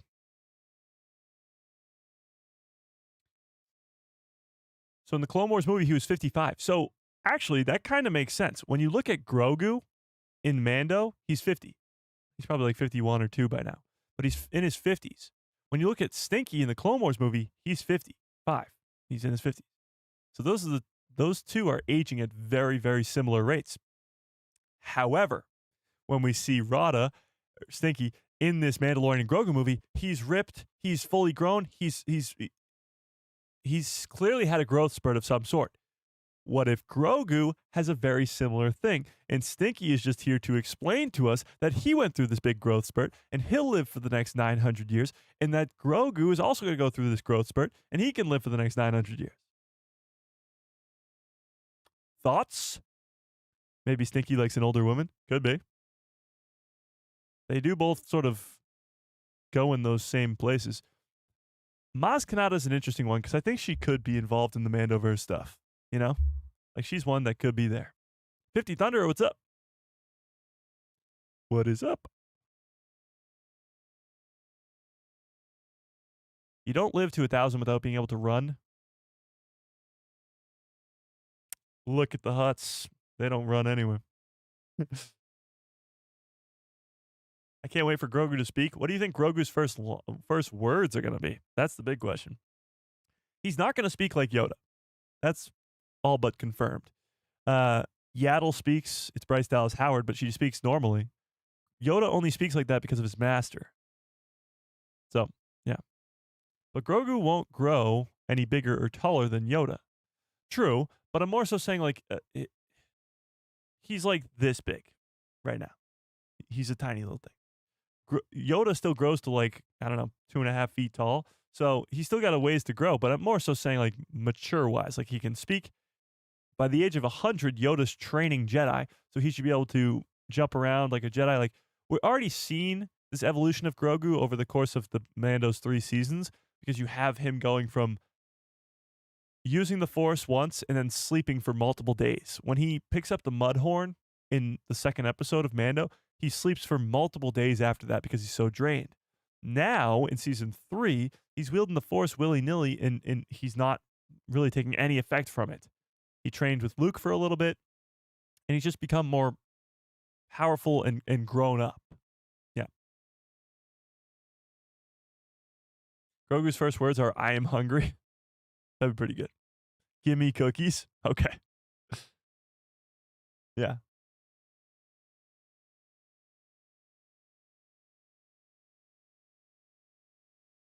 Sid is also very old. She even outlasts Mike's hatred. How old is Sid? How old is Sid in The Bad Batch?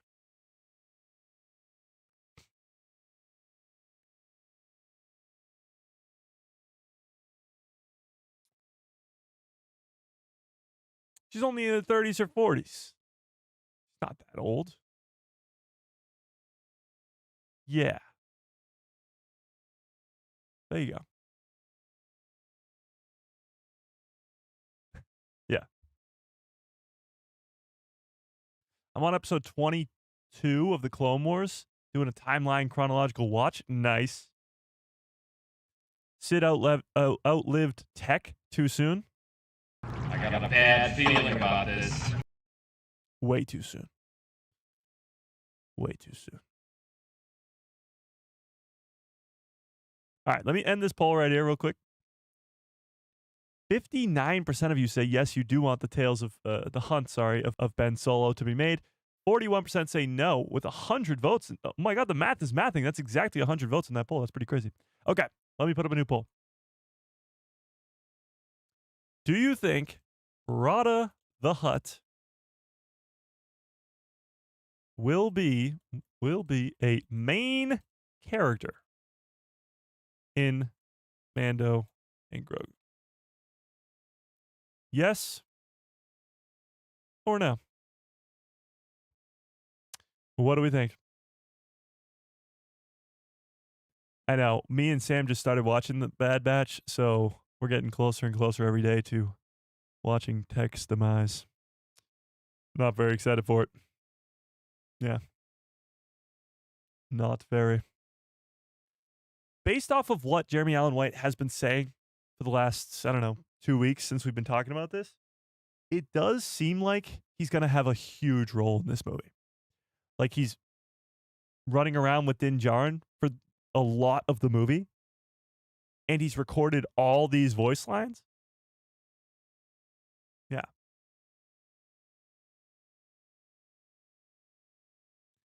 I think Zeb is going to be fighting Rada in his reintroduction. Oh my God, that would be awesome. Rada versus Zeb in the gladiator ring. That would be sick. But Zeb would have to lose and lose badly, and that would not be so sick. But imagine Din is meeting Zeb somewhere, the Republic with Zeb, and Zeb is fighting Rotta the Hutt. I love that. That would be awesome. That would be awesome. We know Zeb's going to be in action. He's in action in the trailer, but that'd be cool. Yeah. No, they will help Stinky to get something in return. But what would they need from Jabba the Hutt's son that they would need to be around him for the entirety of the movie? You know? I definitely got to flip this back because I don't like the microphone being on this side. This is where I drink my water, and it's in the way. Next stream, I'll fix it. We're still working out the kinks with the new setup, okay, chat? But Black Chrysanthemum, oh my God. If Black Chrysanthemum is in this gladiator ring too, that would be awesome. But, well, no, technically he's on Tatooine with Boba Fett, so he probably won't be, but yeah. Having a Hutt be the main character will be the most hilarious thing that could happen in the Star Wars project. Not sure how I feel about it if it becomes real. That's where I'm at too. It just can't possibly be real because it sounds so ridiculous. Like, I don't know how they can get away with that with Stinky slithering around with Din Djarin the entire time. There's just things that he physically shouldn't be able to do. Like if Din Djarin's running through the woods, swerving between trees or something like that, just jumping over logs, he can't do that. Maybe he can move quicker than Jabba, but he can't be jumping over things and getting through tight spaces. I don't know. I don't know. We'll see. There's an Imperial warlord in the Hutt space. A new setup. Oh wait, what? Ron, I appreciate it. Love the new setup. Thank you. I'm not quite sure how I feel about it yet. I like it. I do. It takes some time to get used to, you know? It takes some time to get used to it. Not sure about seeing a CGI main character the whole time slithering around, too. Yeah, that's a big thing, too. Fully CGI character. I mean, the last one we got of that was, well, I mean, maybe not the last one. The first one we got of that was Jar Jar Binks. Who would be the last fully CGI character? I don't know. But yeah, it will be very, very strange. I'm assuming actually, maybe we're wrong. Maybe Rotta's a puppet. Maybe. Hunter, thank you. I appreciate that. Yeah, I don't know. Maybe he's a puppet. That'd be crazy. That'd be crazy. Stinky has the Razor Crest. Zeb beats him in a game of Sabak and gives it to Din. That'd be pretty cool. Imagine if Kanan's Force Ghost shows up and we get a tease of Star Wars Rebels live action movie. That won't happen. I can guarantee you that much. At least not in the Mandalorian and Grogu movie. Snoke was CGI, right? Yeah. Snoke was definitely CGI. That's true. Watto was CGI, yep. But he was more so saying a main character. Jar Jar Binks was a main character of The Phantom Menace. Yeah. Okay. We do have a little bit of other news to get to here. Oh, wait, why? Put my notebook so far away from me. Oh, because I was moving the microphone. So we got a couple other things in terms of news. Well, two things. Let's start with the budget thing first. So Forbes released this article about the budget. I mean, the profits of each Star Wars movie in the Disney era, and it came to quite the shock of many people. Take a look at this. Profits of Disney era Star Wars movies, from most to least, have been revealed. Number one, The Force Awakens. No shock there. This movie made like $2 billion. That's not really that shocking. It made $500 million. There is no way, I mean, maybe, but there's no way on Disney Plus you could have a show that's that successful that it makes $500 million. This is why Star Wars is going back to the big screen. Not because that's where it's supposed to be, it's the best there, because it is, but because they can make the most money there. Box office returns are insane. The Last Jedi made $324 million. Rogue One made $258 million. Rise of Skywalker made $48 million because it cost so much to make, and it didn't make as much as the first three movies. And Solo lost $103.3 million. Lost. Didn't make any money.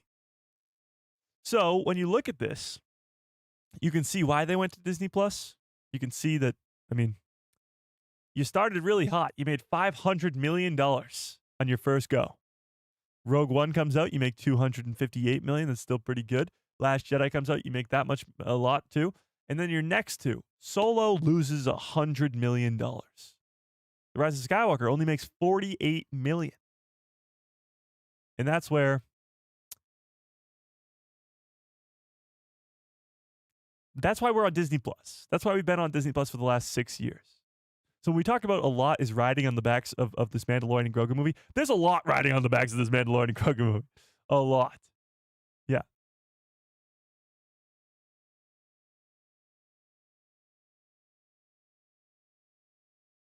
I'm cutting in and out. Wait, what? Are we good on the audio, chat? Hello? Are we good, chat? I don't think it's on my end. Is the audio good for you, chat? It says good on my end. Hang on, I gotta sneeze.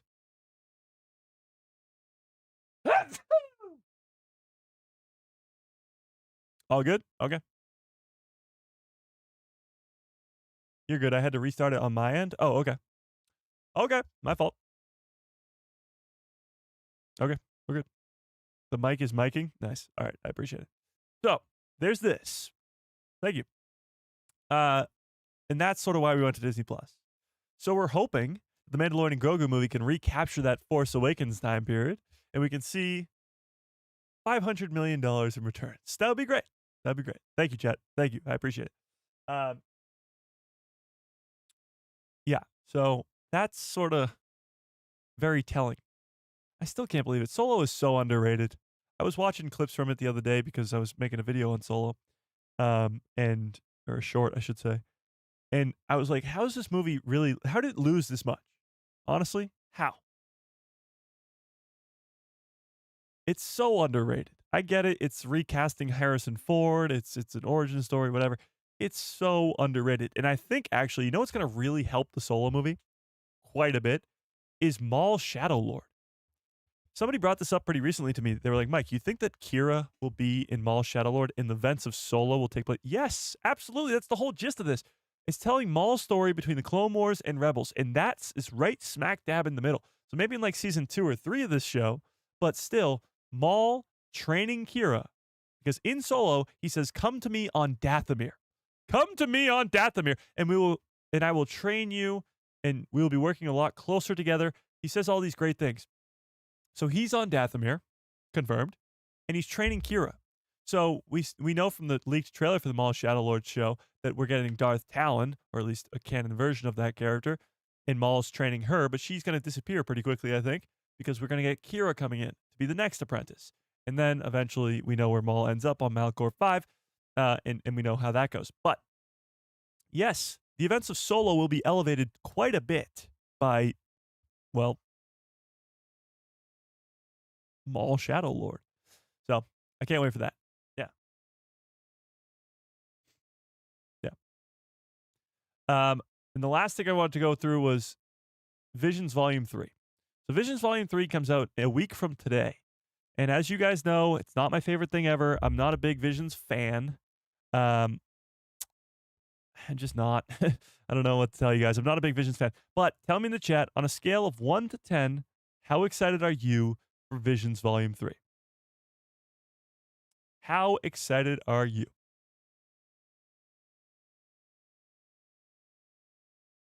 We do have a almost 3.5-minute scene from Lucasfilm. So let's take a look at this and tell me in the chat how excited are you for this series. Honestly, my hype level is like I don't know, a 6, maybe a 5. Like it's really, really low. I'm not that excited for this. It's not that I didn't like the first 2 seasons, because there's certain episodes of those first 2 seasons that are really, really good. But I would way rather get like a Tales, something that sort of means more to the canon of Star Wars and explore stories that I care about more, you know? Because these I know they're going to be one and done. I just know they're going to be over with. They'll be fun, they'll be cool, but they're just over with. So take a look at this. This is a fight sequence from the upcoming season. Care and Am, maybe? I don't know. Fight sequence. Here we go. What's this?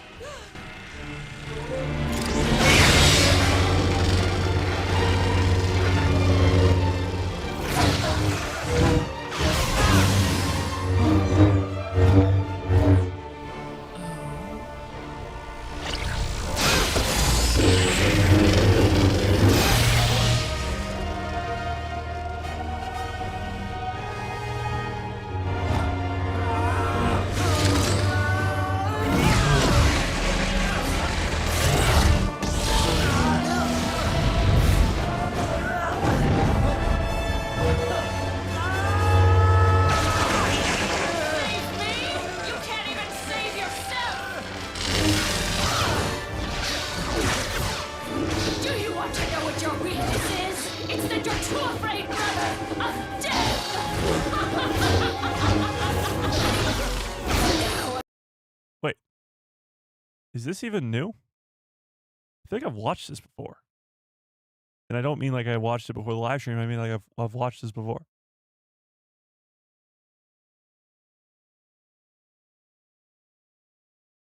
Hang on. Is this from the 3rd season?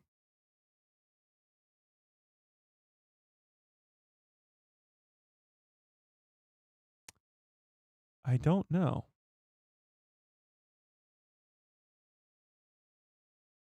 I think this is from season 2, actually. Is this from season 3, Chad? This is from season 1? Huh.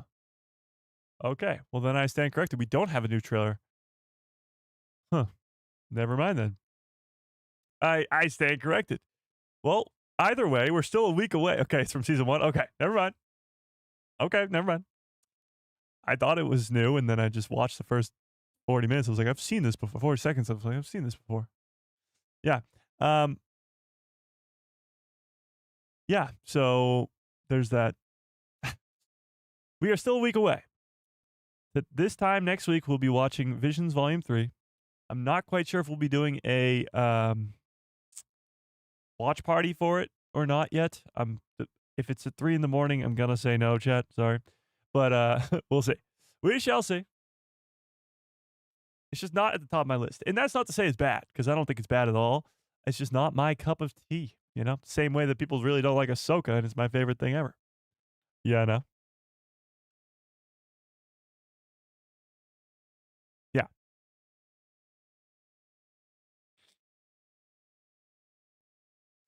Indeed. All right. But with that, we do have to get on out of here. We just talked Ben Solo for an hour and Mandalorian and Grogu for another hour. Honestly, let's go back to the Ben Solo thing for a second. With all that we talked about today, with the opportunity to see something as cool as Ben Solo come back to life and explain that in a very cool way that's grounded Empire Strikes Back-esque, like Soderbergh on board, Adam Driver ready to come back. Do you want Adam Driver back in Star Wars? Even if it's not the Ben Solo movie, do you want him back in Star Wars? Whether it's a flashback or a Force Ghost or something else, like, do you want him back? Yes or no? Tell me in the chat. Can we all agree that we dislike Resistance? I wouldn't say I dislike it. I don't think it's very important to any stories at all. It's sort of just its fun little side thing, because it's not really connected other than Hux being there for like 2 seconds and then Kylo Ren being there for like 4 seconds. Yeah. Yeah, I want more Adam Driver. I do too. I think the more Adam Driver, the better. The fact that he wants to come back to Star Wars is also very promising and exciting. But with that, I guess we'll just have to wait and see. As Star Wars fans, we have the opportunity here to come together around I guess, a good cause and create something that might not ever happen. So we'll have to do that. But until next time, smash a freaking like on the stream if you have not already. How many likes do we have, chat? Am I going to be upset? Am I going to be upset? Okay. Not terrible. Not terrible. Smash a freaking like on the stream if you have not already. Hit that subscribe and hit that bell so you get notified every time I post a video in my pretty face. Show up the recommended feed of yours. Mike, what do you think the dyad between Ben and Rey was Force trying to remake more of the balance of the Mortis gods? Ben and Rey, son and daughter, and Anakin's the father? Kind of like that. I kind of like that, not going to lie. That's pretty good. I like that quite a bit. But with that, smash a freaking like in the stream, hit that subscribe, all that other great stuff. And may the Force be with you. Oh, wait. Congrats, Mike. You no longer look like you're in a basement. Well, I still am in a basement. But, no. What do we think of the background, Chad? What do we think of the background? On a scale of 1 to 10, do we like the background? Yes or no? What do we think, Chad? I need you guys' input. It'll be changed around, I'm sure, a little bit. But just, overall. Overall, where are we at? Yes, no, maybe so. I like it. Nice. 10 out of 10. Perfect. 8 out of 10. All right. I'll take it. 9 out of 10. Okay, I'll take it. Room for improvement. 10 out of 10. 11 out of 10. 12. 12. Okay. It's cool. Nice. No live sign. Okay. The live sign might come back. The problem is it's too bright. I might have to get a new live sign. Yeah. I know. It's too IKEA-like. You need Death Star vibes. Well, actually, Sam was the one who was like, you should paint all the shelves behind you black. And I was like, okay, dark side user. I kind of like the white, but we'll see. We'll see. Yeah. We'll see. The bookcase needs to be painted. It's painted white. It wasn't white originally. What do you guys know? It's too close to you. Interesting. I actually made this setup. I changed the whole setup around so I'd have more space. I have way more space back here. Like my desk is up here. I have so much space behind me. All right. Interesting. Still got Chop. Still got Chopper. So was the new Easter egg the set? Yeah, it was. But I'm going to not do a new Easter egg for the next couple because I just want the set to sort of settle in, and then we'll start doing Easter eggs because it's a lot I can be moving around. I like the white. I like the white too. Okay? All right. Yeah, because before the black background might have made it look like I had more space. I was so crammed in the old setup that I didn't have any breathing room, and the new setup gives me this all this setup, you know? Okay. But I appreciate it. Keep the shelves white. I might just do that. Yeah. All right. But I appreciate the feedback. I really, really do. It actually means a lot, so I appreciate it. But with that being said, may the force be with you. Always.